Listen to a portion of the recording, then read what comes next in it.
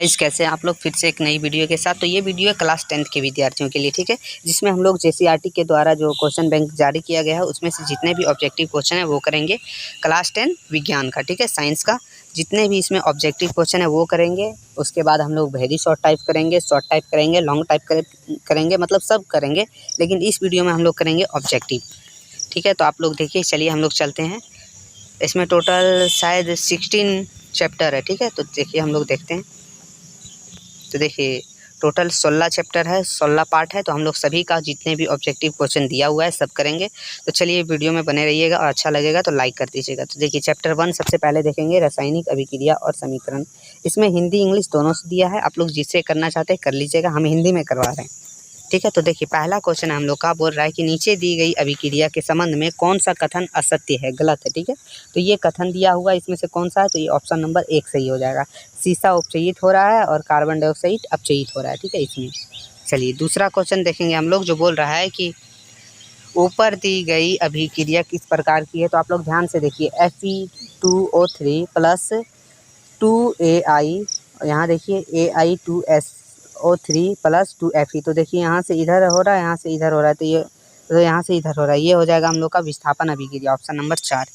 चलिए तीसरा देखेंगे, तीसरा हम लोग का देखिए इधर तीसरा बोल रहा है कि निम्नलिखित में से कौन सा भौतिक परिवर्तन नहीं है। तो इसमें से भौतिक परिवर्तन कौन सा नहीं है, तो जैविक पेट्रोलियम गैस का दहन जो है वो भौतिक परिवर्तन नहीं है। चलिए चौथा क्वेश्चन देखेंगे हम लोग, जो बोल रहा है कि निम्नलिखित में से कौन से प्रक्रम में रासायनिक अभिक्रिया होती है। तो कौन से प्रक्रम में होती है, तो ऑप्शन नंबर सी इसका सही है। उच्च ताप पर वायु की उपस्थिति में कॉपर की तार को गर्म करना, ये है इसमें जो है रासायनिक अभिक्रिया के प्रक्रम होते हैं, ठीक है, अभिक्रिया। चलिए अगला है क्वेश्चन नंबर 5वां, जिसमें बोल रहा है कि जल का विद्युत अपघटन एक अपघटन अभिक्रिया है। जल के विद्युत अपघटन में मुक्त हुई हाइड्रोजन और ऑक्सीजन गैस का मोलर अनुपात कितना है। तो ये हो जाएगा option number D, option number D 2.1, मतलब 2:1, ठीक है, इस तरीक़ा से है। चलिए अगला क्वेश्चन देखेंगे हम लोग, क्वेश्चन नंबर 6। तो छठा देखिए यहाँ है, बोल रहा है कि मैग्नीशियम ऑक्साइड का रासायनिक सूत्र क्या है। तो मैग्नीशियम ऑक्साइड का रासायनिक सूत्र हो जाएगा ऑप्शन नंबर डी, MgO, ठीक है, ऑप्शन नंबर डी। चलिए अगला देखते हैं क्वेश्चन नंबर 7वां। क्वेश्चन नंबर 7वां है कि कौन सा रासायनिक अभिक्रिया का उदाहरण है। तो इसमें से कौन सा रासायनिक अभिक्रिया का उदाहरण है, तो दही का बनना, भोजन का टूटना, किण्विन अंगूर, उपयुक्त सभी। तो ऑप्शन नंबर डी इसका सही हो जाएगा, उपयुक्त सभी, ठीक है। चलिए ये हो गया, हम लोग 7वां कर लिए, इसमें से 7 ही ऑब्जेक्टिव क्वेश्चन दिया। अब चलेंगे हम लोग चैप्टर नंबर 2 की तरफ। इसमें हम लोग सिर्फ ऑब्जेक्टिव कर रहे हैं, ठीक है। अगला वीडियो में हम लोग करेंगे वेरी शॉर्ट टाइप, उसके बाद शॉर्ट टाइप, फिर लॉन्ग टाइप, सब करेंगे धीरे धीरे। अब चलिए चैप्टर नंबर 2 है, जिसमें है अम्ल, क्षार एवं लवण। तो चलिए इसका देखते हैं। इसमें जो है पहला क्वेश्चन हम लोग का बोल रहा है कि कोई विलयन लाल लिटमस पत्र को नीला कर देता है, इसका पीएच संभाव्यता क्या होगा, मतलब पीएच मान क्या होगा। तो ये है ऑप्शन नंबर डी, 10 होगा, क्या हो जाएगा 10। चलिए अगला है कि कोई विलयन अंडे के पीसे हुए कवच से अभिक्रिया करके गैस उत्पन्न करता है जो चूने के पानी को दूधिया कर देता है, इस विलयन को क्या कहते हैं। तो इस विलयन को कहते हैं HCl, ठीक है, HCl हाइड्रोक्लोराइड। अगला है क्वेश्चन नंबर 3। क्वेश्चन नंबर 3 बोल रहा है कि NaOH सोडियम ऑक्साइड का 10 ml विलयन HCl के 8 मिलियन विलयन से पुनः उदासीन हो जाता है। यदि हम NaOH के उसी विलयन को 20 ml ले तो उसे उदासीन करने के लिए HCl के उसी विलयन की कितनी मात्रा की आवश्यकता होगी। तो इसका जो तीसरा का आंसर है ऑप्शन नंबर डी, 16 ml, कितना, 16 ml, ध्यान रखिएगा। चलिए अगला देखते हैं हम लोग क्वेश्चन नंबर 4। तो बोल रहा है कि अपच का उपचार करने के लिए निम्न में से किस औषधि का उपयोग किया जाता है। तो एंटासिड के किया जाता है, एंटासिड, ऑप्शन नंबर सी हो जाएगा। चलिए हो गया हम लोग का क्वेश्चन नंबर 4। क्वेश्चन नंबर 5वां देखिए, इधर दिया हुआ है कि प्लास्टर ऑफ पेरिस किसके द्वारा कठोर होता है। तो ये होता है जल के साथ संयोग करने के बाद कठोर होता है, ठीक है। चलिए अगला है क्वेश्चन नंबर 6वां देखते हैं। तो इमली में कौन सा अम्ल पाया जाता है। तो इमली में जो है वो हम लोग का टाइट्रिक अम्ल पाया जाता है, ऑप्शन नंबर बी हो जाएगा। चलिए ये हम लोग चैप्टर 2 भी कर लिए। चलिए चलते हैं चैप्टर नंबर 3 की तरफ। तो देखिए चैप्टर नंबर 3 है धातु और अधातु, मेटल एंड नॉन मेटल्स, ठीक है। चलिए अगला है क्वेश्चन है कि सीने बार किसका अयस्क है, तो ये हो जाएगा पारा का। किसका है? पारा का, ऑप्शन नंबर 1। चलिए दूसरा क्वेश्चन है जिसमें बोल रहा है कि तांबा और जस्ता के मिश्र धातु को क्या कहते हैं, तो तांबा और जस्ता के मिश्र धातु को हम लोग पीतल कहते हैं। क्या कहते हैं? पीतल। तीसरा क्वेश्चन देखेंगे जिसमें बोल रहा है कि तांबा और टीन के मिश्र धातु को क्या कहते हैं। ये सब देखिए बहुत ही इंपॉर्टेंट क्वेश्चन है, ये हमेशा पूछते रहता है। कभी पूछ देगा तांबा और टीना के मिश्र धातु, कभी पूछ देगा कि जस्ता और तांबा के मिश्र धातु, इसी तरीके से क्वेश्चन पूछते रहता है। तो इसको कहते हैं हम लोग कांसा, ठीक है, ध्यान रखिएगा। अगला है देखिए पूछा कि सीसा और टीना के मिश्र धातु को क्या कहते हैं, तो सोल्डर कहते हैं। क्या कहते हैं? सोल्डर। चलिए अगला क्वेश्चन नंबर 5वां जिसमें बोल रहा है कि निम्न में से किसे चाकू से काटा जा सकता है, तो लिथियम को जो है वो चाकू से काटा जा सकता है। इसमें ऑप्शन नंबर 1 है, ठीक है। चलिए 5वां हम लोग देख लिए। अगला देखते हैं क्वेश्चन नंबर 6। क्वेश्चन नंबर 6 बोल रहा है कि कौन सा धातु कमरे के तापमान पर द्रव अवस्था में पाया जाता है, तो पारा पाया जाता है। ये आप लोग जानते ही होंगे, बहुत इजी और बहुत ही इंपॉर्टेंट क्वेश्चन में से एक है। 7वां देखेंगे जिसमें बोल रहा है कि कौन सा अधातु कमरे के तापमान पर द्रव अवस्था में रहती है, तो ब्रोमीन रहती है। Option number 1 bromine. चलिए अगला है क्वेश्चन नंबर 8वां जो बोल रहा है सबसे कठोर तत्व कौन सा है, तो ये है हीरा, सबसे कठोर है, ठीक है। तो देखिए हम लोग का 8वां हो गया था जिसका आंसर है ऑप्शन नंबर 4, ठीक है, हीरा। चलिए 9वां देखते हैं। 9वां में बोल रहा है कि एक अधातु जिसमें चमक होती है, तो वो कौन सा है, तो ऑप्शन नंबर 3 हो जाएगा आयोडीन। आयोडीन जो है उसमें चमक होती है। चलिए 10वां देखते हैं। बोल रहा है कि वह कौन सा अधातु है जो विद्युत का सुचालक होता है, तो ये है ग्रेफाइट, ठीक है, ऑप्शन नंबर 1। चलिए ये हम लोग का 10 क्वेश्चन हो गया। 11वां देखते हैं। तो 11वां यहाँ बोल रहा है कि इनमें से ठंडे जल के साथ तेज़ी से अभिक्रिया करती है, इनमें से कौन, तो इनमें से सोडियम जो है वो ठंडे जल के साथ तेज़ी से अभिक्रिया करती है। क्वेश्चन नंबर 12वां देखेंगे जिसमें बोल रहा है कि लोहा पर जिंक की परत चढ़ाने की विधि को क्या कहते हैं, तो कहते हैं यशत लेपन, ठीक है। अगला है कि कौन सा धातु हथेली पर रखने से पिघल जाता है, तो गीलियम जो है वो हथेली पर रखने से पिघलने लगती है। अगला है क्वेश्चन नंबर 14 जिसमें बोल रहा है कि सार्वजनिक तन्य धातु है, तो ये है सोना, ऑप्शन नंबर 1। चलिए अगला देखते हैं क्वेश्चन नंबर 15 जिसमें बोल रहा है निम्नलिखित में से किस धातु को केरोसिन में डुबाकर रखा जाता है, तो सोडियम को रखा जाता है क्योंकि ये हवा के संपर्क में आते ही ज्वलनशील हो जाता है। अगला क्वेश्चन नंबर 16 जो है कि वह परमाणु जो अपने संयोजी इलेक्ट्रॉन का त्याग आसानी से कर देता है वह कहलाता है, तो विद्युत धनात्मक कहलाता है, विद्युत धनात्मक कहलाता है। तो हम लोग का यहाँ 16 क्वेश्चन हो गया।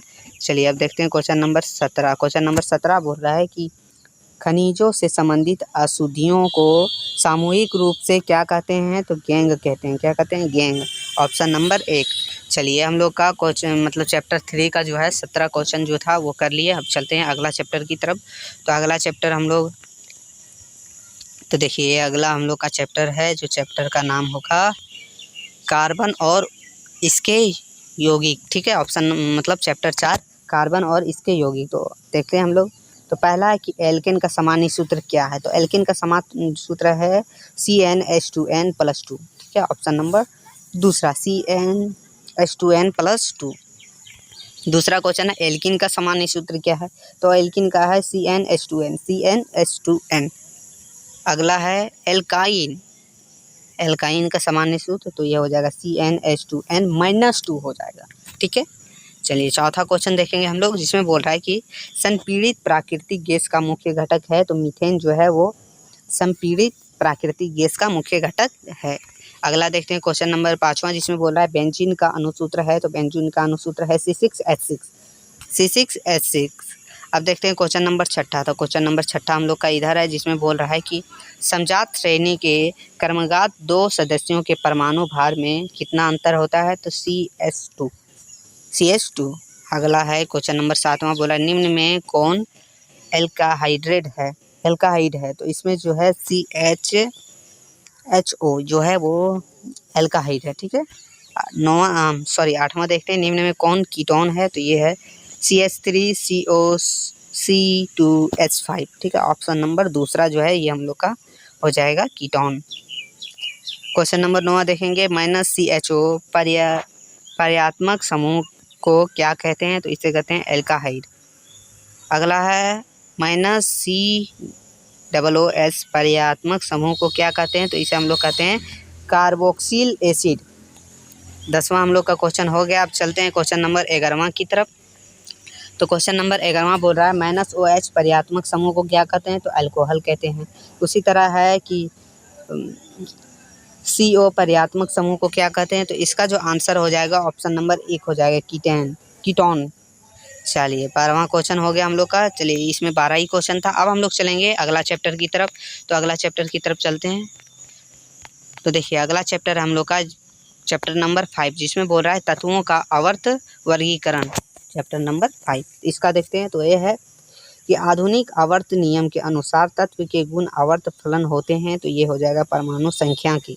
किसके? परमाणु संख्या के। Option number 1। दूसरा है कि आधुनिक आवर्त सारणी में आवर्ताओं की संख्या कितनी होती है? तो 7 होती है। ये अगले साल भी पूछा गया था, बहुत ही इंपॉर्टेंट क्वेश्चन है। तीसरा क्वेश्चन है कि मेंडलीफ की आवर्त सारणी में कितने आवर्त थे? तो वो थे 6 मेंडलीफ की। ठीक है। अगला है क्वेश्चन नंबर 4 जो बोल रहा है कि परमाणु के तीसरे कोष में अधिक से अधिक कितने इलेक्ट्रॉन रह सकते हैं? तो 18 इलेक्ट्रॉन रह सकते हैं। अगला है क्वेश्चन नंबर 5 बोला है कि आधुनिक आवर्त सारणी में तत्वों की वर्गीकरण का आधार क्या है? तो ये है ऑप्शन नंबर 1 परमाणु संख्या। तो ये हम लोग का 5वां क्वेश्चन हो गया, 5 क्वेश्चन। अब चलते हैं क्वेश्चन नंबर 6 की तरफ। तो क्वेश्चन नंबर 6 है जो बोल रहा है कि अष्टक सिद्धांत का प्रतिपादन किसने किया? तो न्यूलैंड्स ने किया। क्यों? कौन? ऑप्शन नंबर 2 होगा न्यूलैंड्स। ऑप्शन देखिए 7वां क्वेश्चन देखेंगे, जिसमें है कि आवर्त सारणी के वर्ग 17 के तत्व कहलाते हैं, क्या कहलाते हैं? हैलोजन कहलाते हैं। हैलोजन। 8वां क्वेश्चन है कि अक्रिय तत्व कौन है इसमें? तो HE। अगला है क्वेश्चन नंबर 9 जिसमें बोल रहा है आवर्त सारणी के उदर्ग स्तंभ को क्या कहते हैं? तो कहते हैं वर्ग। ऑप्शन नंबर 2 हो जाएगा। तो हम लोगों ने क्वेश्चन जो है 10वां देखते हैं, जिसमें बोल रहा है कि आवर्त सारणी के क्षैतिज कतार को क्या कहते हैं? तो आवर्त कहते हैं। तो ये 10 क्वेश्चन है जिस हम लोग पूरा कर लिए हैं। ठीक है। चलिए अब चलते हैं अगले चैप्टर की तरफ। तो अगला चैप्टर है हम लोग का चैप्टर नंबर 6 जो है जैव पराक्रम। क्या है? जैव पराक्रम। तो जैव पराक्रम में सबसे पहला है कि मनुष्य के वर्क एक तंत्र का भाग है जो संबंधित है, तो उत्सर्जन तंत्र से संबंधित है, उत्सर्जन से संबंधित है। दूसरा है क्वेश्चन जिसमें बोल रहा है कि पादप में जलाइन उत्तरदायित्व है, तो ये है जल का वाहन। Option number 1 xylem. अगला है क्वेश्चन नंबर 3 जिसमें बोल रहा है कि सपोषण पोषण के लिए आवश्यक है, तो उपरोक्त सभी उसके लिए कार्बन डाइऑक्साइड, जल, क्लोरोफिल, सूर्य का प्रकाश सब जरूरी है। ठीक है। इसलिए ऑप्शन नंबर 4 इसका सही हो जाएगा। चौथा क्वेश्चन देखेंगे जो बोल रहा है पायरुवेट के विखंडन से यह कार्बन डाइऑक्साइड, जल तथा ऊर्जा देता है, और यह क्रिया कहाँ होती है? तो यह क्रिया होता है माइक्रोकॉन्ड्रिया में। कहाँ? माइक्रोकॉन्ड्रिया। Option number B. चलिए चौथा क्वेश्चन के बाद क्वेश्चन नंबर 5वां देखेंगे हम लोग, जो बोल रहा है कि क्षुद्राक्ष के प्रोटीन का पाचन किस एंजाइम द्वारा होता है? तो टाइपसिन के द्वारा होता है। अगला है हम लोग का क्वेश्चन नंबर 6 जो बोल रहा है कि श्वसन के प्रक्रिया के दौरान प्रथम चरण में ग्लूकोज कोशिका द्रव में 3 कार्बन अणु में विखंडित होता है, उस अणु का नाम है तो pyruvate. Option number A pyruvate है इसका। अगला है क्वेश्चन नंबर 7वां जो बोल रहा है कि मनुष्य का हृदय कितने कोष्ठक में बटा है? 4 कोष्ठक में बटा है। चलिए क्वेश्चन नंबर 8वां देखेंगे जो बोल रहा है कि पादप में फ्लोएम उत्तरदायित्व है, तो भोजन के वाहन के लिए।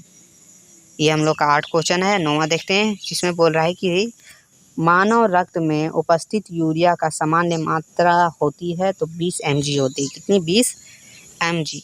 क्वेश्चन नंबर 10वां देखेंगे जो बोल रहा है कि मैग्नीशियम पाया जाता है, कहाँ पाया जाता है? क्लोरोफिल में मैग्नीशियम पाया जाता है।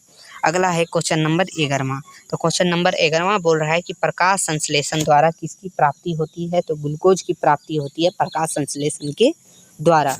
अगला है क्वेश्चन नंबर 12वां जिसमें बोल रहा है कि मनुष्य का मस्तिष्क का मुख्य श्वसन अंग है, तो है गिल्स। ठीक है। मत्स्य का। ठीक है। तो ऑप्शन नंबर सी होगा गिल्स। मत्स्य मतलब मछली का मुख्य श्वसन अंग है, तो गिल्स है। ठीक है। मछली समझ लीजिए। अगला है क्वेश्चन नंबर 13 जो बोल रहा है रेजिन एवं गोंद कहाँ संचित होते हैं? तो ये होते हैं पुराने जाइलम में। कहाँ? पुराने जाइलम में। अगला है क्वेश्चन नंबर 14 जो बोल रहा है कि निम्नलिखित में कौन उत्सर्जर्जी अंग है? तो ये है विक्र। ये है विक्र में। ठीक है। ऑप्शन नंबर ए इसका सही हो जाएगा। तो ये हम लोग क्वेश्चन मतलब चैप्टर 6 तक किए हैं। ठीक है, इस तो चैप्टर 6 तक ही करते हैं। अगला वीडियो जो पार्ट 2 रहेगा उसमें 6 चैप्टर जो बचा हुआ है वो पूरा कर देंगे। ठीक है, तो वीडियो अच्छा लगा हो तो चैनल को सब्सक्राइब करके लाइक कर दीजिएगा। फिर मिलते हैं आगे की वीडियो में, तब तक के लिए धन्यवाद।